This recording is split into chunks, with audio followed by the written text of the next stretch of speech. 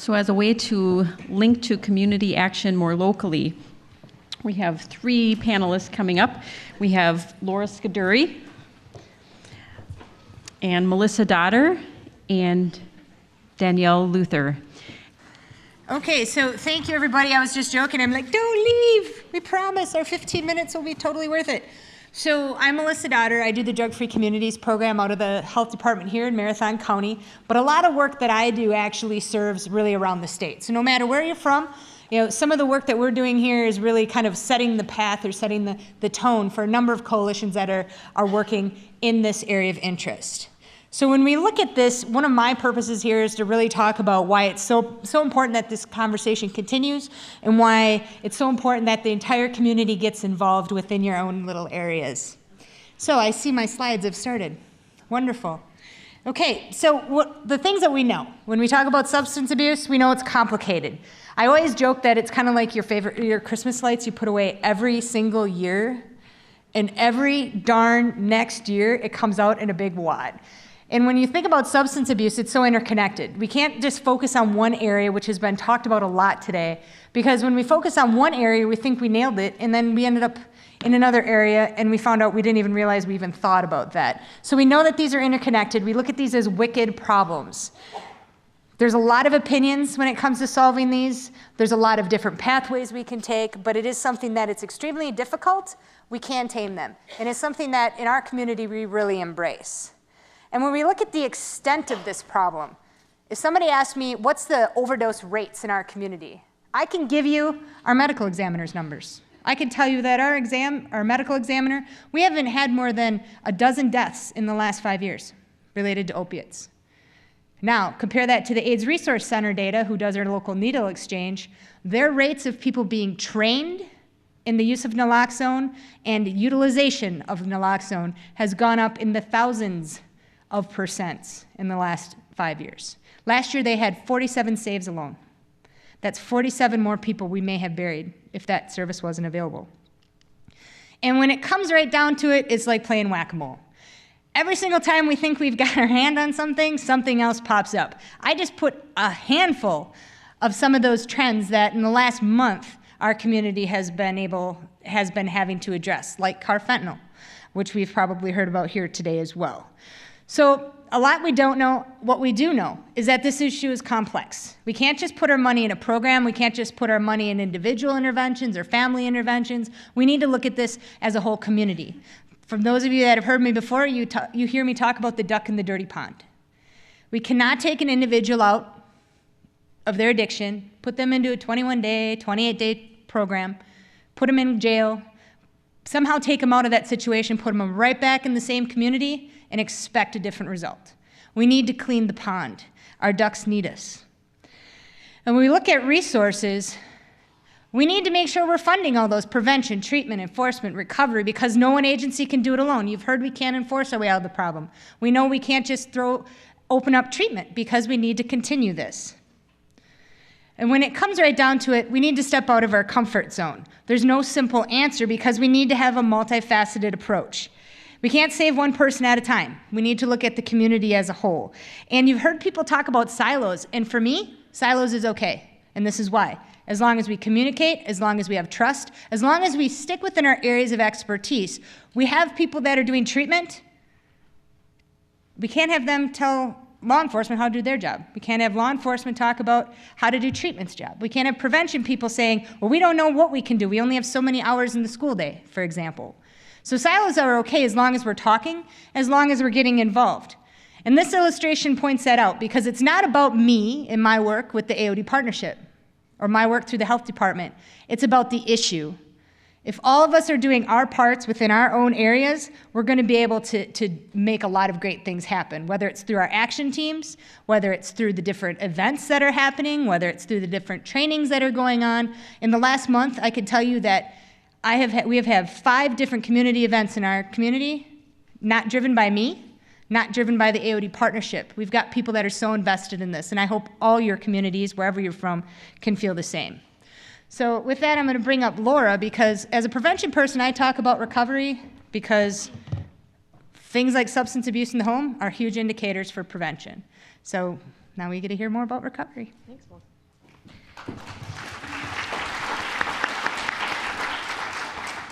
Hi, everybody. My name is Laura Scudiere, and I'm the Senior Executive over Human Service Operations at North Central Healthcare.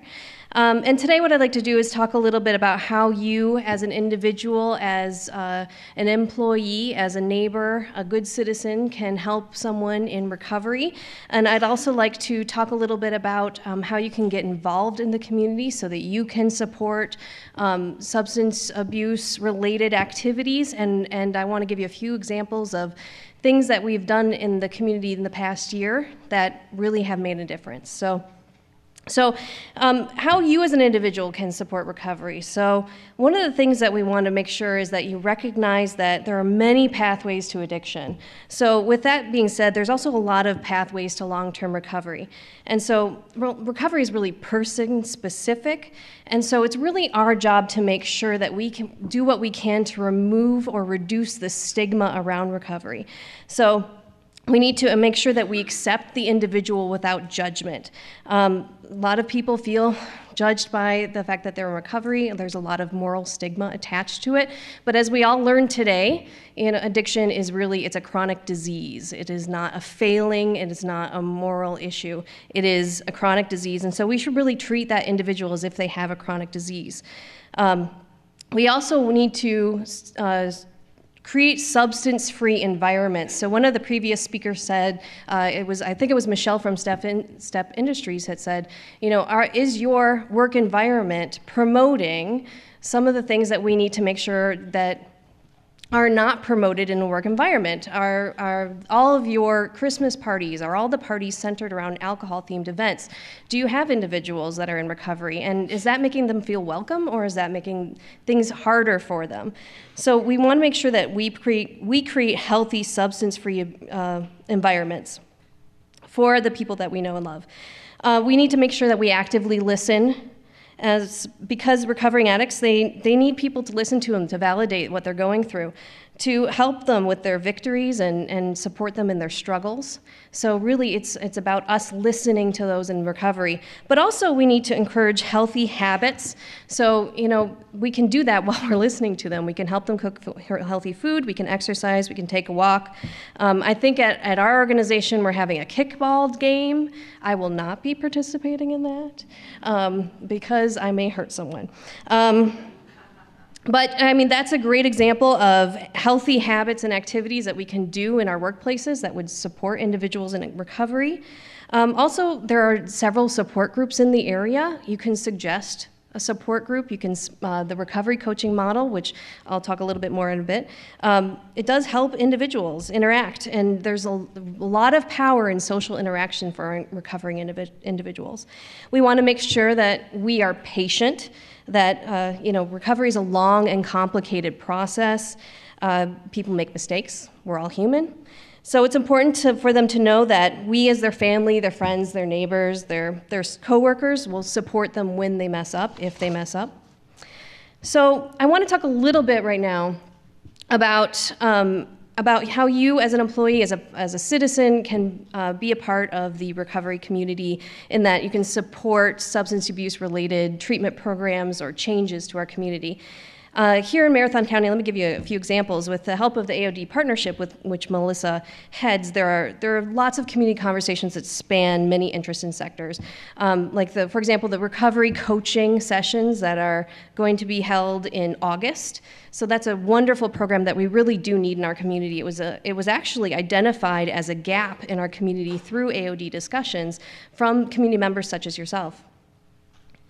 We also are talking about sober living discussions. So looking at what we have and what we need. Oh, we have 1 minute, okay. So sober living is really important. We don't have very much in Marathon County. We have, North Central Healthcare has a sober living facility. It's a house, it's called Hope House. It was one of the projects that was opened up last year. But we need more sober living options. We also need, Step Industries is a great example of sober living options, as well as a really supportive work environment. That is something that this community could very much need. So what we need to do is we need to get together and talk about the needs of the community. And so I know North Central Healthcare has been working with the community a great deal on trying to figure out what gaps we have for treatment options. And just based on those interactions with citizens, we've done such things as open up the Hope House. We opened up Lakeside Recovery, which is a 21-day medically monitored treatment program. We also have future plans based on conversations with the community, including expansion of our medically monitored treatment program and the exploration of medically assisted treatment.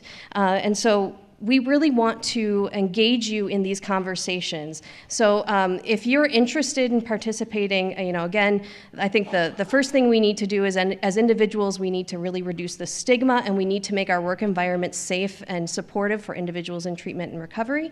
But I think we also need to step up, and the fact that everybody's here in this room today indicates that there's a lot of person power that we could use to gain knowledge about what is out there, what gaps do we have, and how do we solve these problems. So with that, I'm going to hand it over to my colleague, Danielle. Thank you.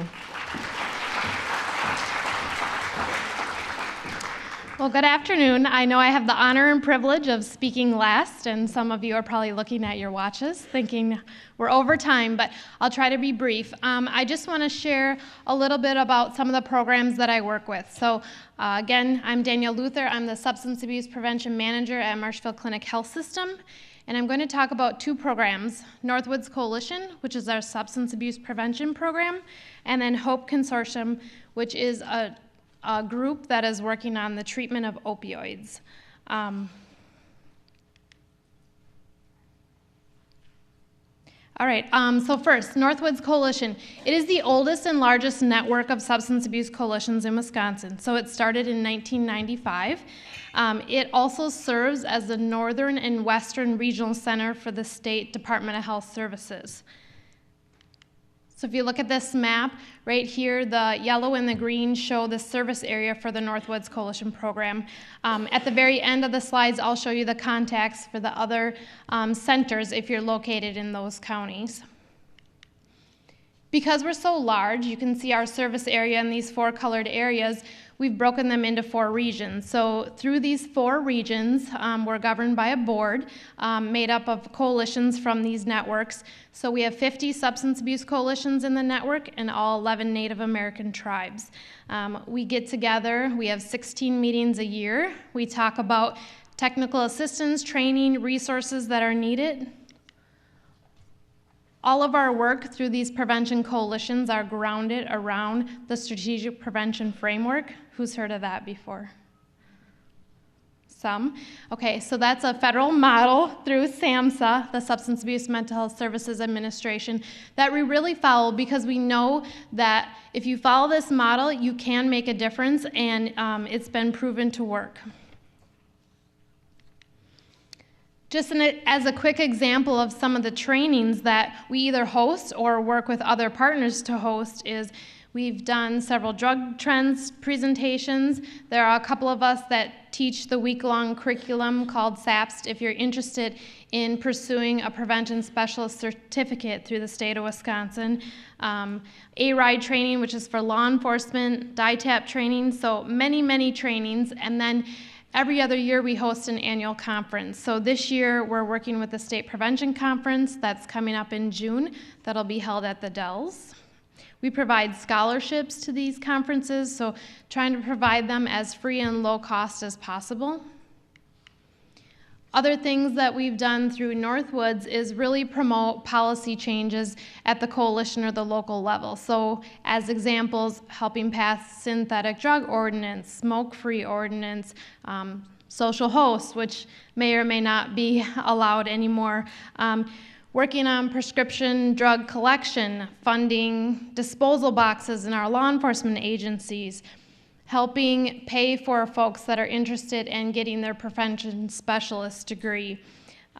We produce also a county-by-county profile with alcohol and other drug abuse information that we have on our website that's available for counties to look at to see where do they rate in terms of their alcohol use and how does that compare to the state of Wisconsin as well as to Northwoods Coalition as a region.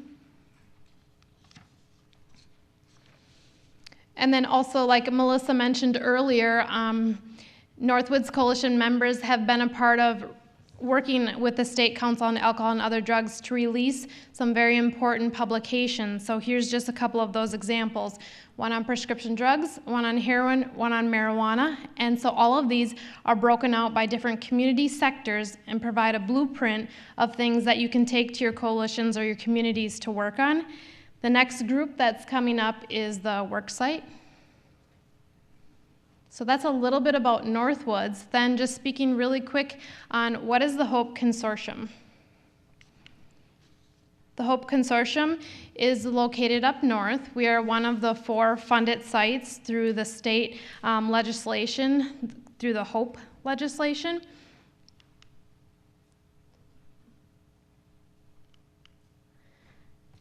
So again, located in the Northwoods Coalition service area, but only entails 5 counties and 3 tribes. We consist of 11 treatment providers. So what we decided to do through the HOPE Consortium, instead of building a building, is we really focused on relying on the talents of the treatment providers that already existed up north, in addition to opening the Family Health Center of Marshfield AODA and Drug Recovery Unit. So the grant is held through Family Health Center and then managed by our department, Center for Community Outreach out of Marshfield Clinic. Here are the goals of that project that started, like I said, in 2015. So working on providing treatment for opioid addiction, improving quality of life, reducing opioid-related deaths, and prioritizing women, especially pregnant women who are using opioids. Some of the things that we're really proud of is we've hired care coordinators to help provide that wraparound approach to helping provide services. We're looking at best practices for prescribing.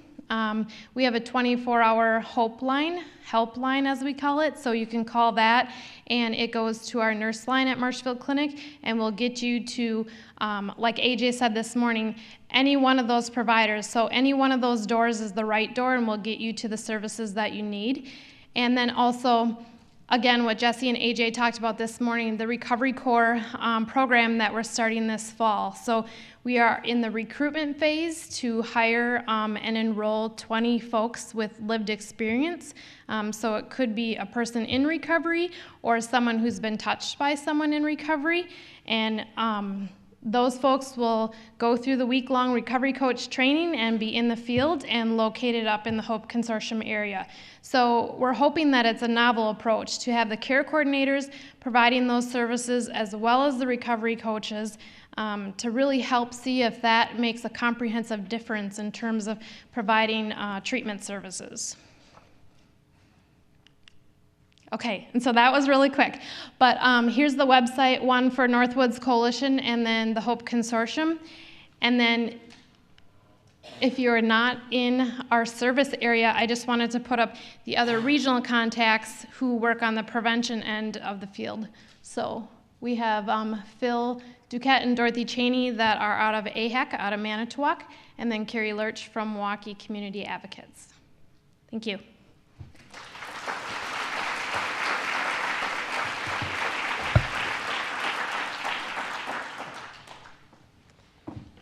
So this is the door prize. So if you just give me 1 minute to just go through and thank everybody again for coming. We'd like to thank our co-presenter, North Central Health Foundation, as well as our presenting sponsors, Aspirus and Marshfield Clinic Health System. Yeah. And we really hope that some of you have had your aha moments today and that you've gotten some good information, have made some contacts perhaps, and that you're continuing to think about how we can unite to think differently about substance abuse and addiction. Again, thank you and have a good rest of the day.